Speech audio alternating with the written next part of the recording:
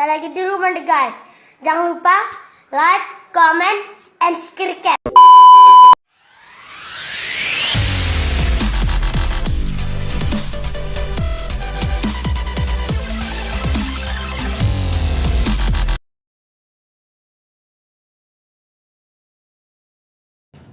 Oke, langsung kita buka ini as roda atau baut as rodanya. Terus rodanya kita lepas pelan-pelan. Kita tarik lepas. Pelan aja. Nah, speedometernya juga kita lepas. Weh. Kita singkirkan rodanya. Nah. Kita ambil as rodanya lagi. Asnya tadi mana tadi asnya? Oke, kita pasang. Kenapa dipasang? Ya biar nggak hilang gitu aja guys ya. Biar nggak hilang. Oke, berikutnya kita tekan sedikit aja. Nah, kalipernya biar apa? Biar pistonnya itu masuk ke dalam, gengs. Pistonnya. Nah, jadi posisi 0 netral. Nah. Terus baut penguncinya berupa kawat 2 kalau nggak salah, kecil-kecil itu, guys. Nah, kawat itu kita lepas. Terus pengunci kaliper itu sendiri jangan lupa kita lepas juga. Soalnya nanti kalipernya harus harus lepas. Itu, gengs ya, dari rangkanya.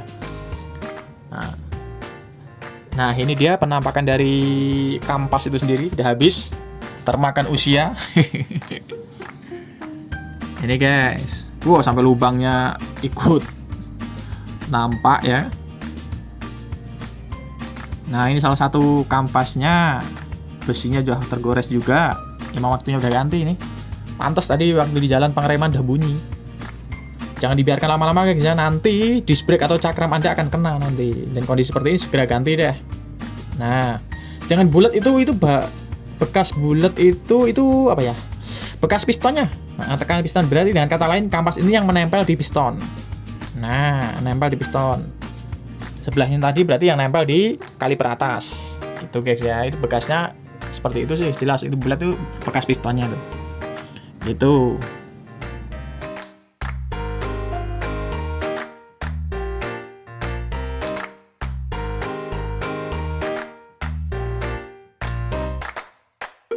Oke, kita lanjutkan untuk mempreteli atau melepas kalipernya. Nah, pelan-pelan.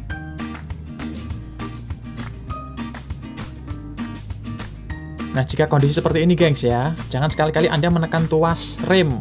Jangan sekali-kali dah. Nanti pistonnya akan lepas nanti.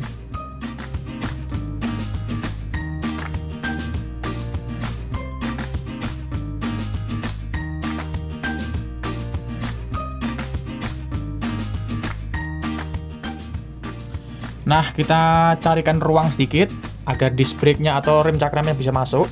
Kita coba ya. Kita lepas as rodanya lagi, ambil rodanya, kita pasang, bisa apa enggak. Kalaupun nanti kurang ya kita congkel lagi nanti. Nah, gitu. Pelan-pelan kita masuk.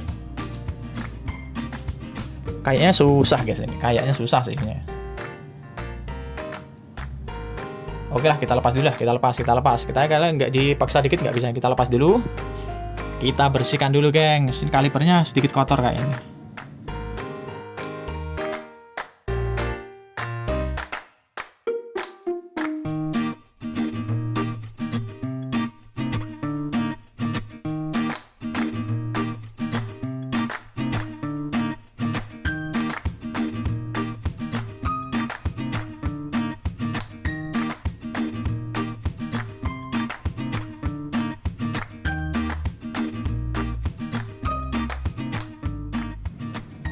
Oke, kita lepas lagi untuk kampasnya dan juga pengunci-penguncinya.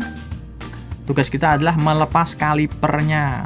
Sekaligus dibersihkan, dilumasi jika ada bagian-bagian yang pelumasannya udah mulai berkurang. Terutama bagian-bagian yang nanti kalau dibongkar dia nggak menyusahkan kita, gengs. Gitu. Entah itu dalam hal pemasangan baut, pemasangan apapun. Pokoknya dia itu yang bergerak ataupun yang bergesekan kita kasih oli ataupun pelumasan. Nah, gitu guys ya. Nah, itu dudukan kaliper itu udah kelihatan kalau itu banyak lumpur dan juga debunya. Ya udah mengering, itu jelas itu mengganggu banget itu. Jadi kita bersihkan lumpur-lumpur dan juga debu-debunya.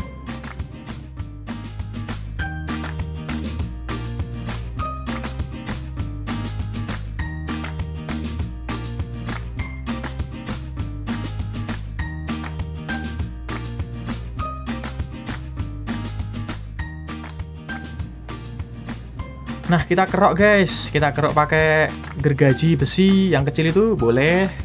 Tapi ya menurut lebih bagus lagi harusnya sih sikat kawat guys ya, itu lebih bagus lagi tuh. Lebih rata lagi. Tapi karena adanya besi gergaji besi ya bolehlah gergaji besi. Karena permukaan juga kasar kan ya gergaji itu ya. Nah, gitu. Kita korek-korek sedikit. Untuk selang remnya atau selang minyak remnya itu sendiri kondisinya masih bagus guys ya. Kita udah cek. Untuk pengecekan selang rem itu cukup visual aja, kita lihat aja apakah ada bekas rembesan minyak rem, ada sesuatu yang basah kah gitu. Jika nggak ada, fine, nggak masalah, itu berarti masih bagus. Dan jika ada yang merembes, ada yang basah, dan sekiranya setelah kita pegang atau kita colek gitu ada berbentuk minyak atau fluida, ya udah mau nggak mau kita harus mereparasi atau memperbaiki itu. Ini rem guys, salah satu bagian vital dari kendaraan kita. Jangan pernah kompromi sama pengereman gengs ya. Nah, selesai. Selanjutnya kita kasih oli atau pelumasan. Oli boleh, fat ataupun grease boleh, stempet boleh. Tapi cenderung oli lebih gampang meresap gitu guys ya. Nggak, maksudnya melumasi atau melumuri segala permukaannya lebih cepat yang oli guys gitu. Tapi kalau grease boleh kan? Boleh aja kalau grease. Ataupun kalau fat, stempel itu boleh. Apa aja. Gitu. Karena ini nanti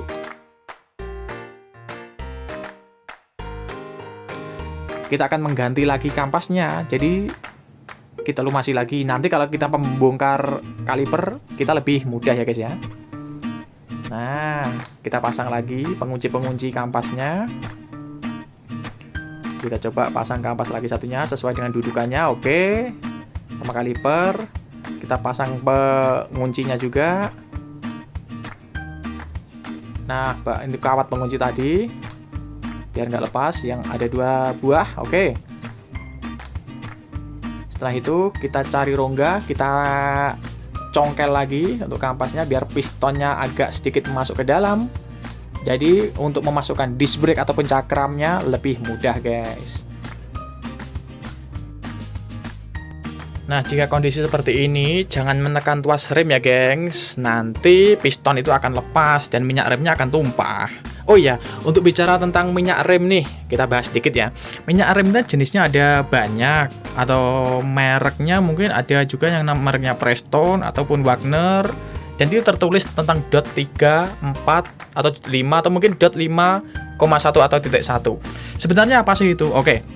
Untuk dot sendiri itu artinya kepanjangan dari Department of Transportation. Nah, yang membedakan apa ini? Yang membedakan adalah tingkat titik didih dari tiap-tiap minyak rem. Nah, dengan kata lain, dot 3 ibaratkan kalau titik didihnya sekitar 140 derajat Celcius, dot 4 ya lebih tinggi. Sekitar 155 gitulah ya guys. Dan dot 5 itu lebih tinggi lagi atau 180-an lah gitu. Jadi dot itu identik dengan titik didihnya. Nah, untuk titik didih itu sendiri itu mempengaruhi tentang pengereman gengs. Itu pasti itu. Saat kita melakukan pengereman, terutama rem cakram atau disc brake ya gengs ya, gesekan antara cakram dan kampas rem akan menghasilkan panas, itu jelas. Panas ini nanti ditransfer ke kaliper dan juga cairan rem atau brake fluid, itu pasti juga.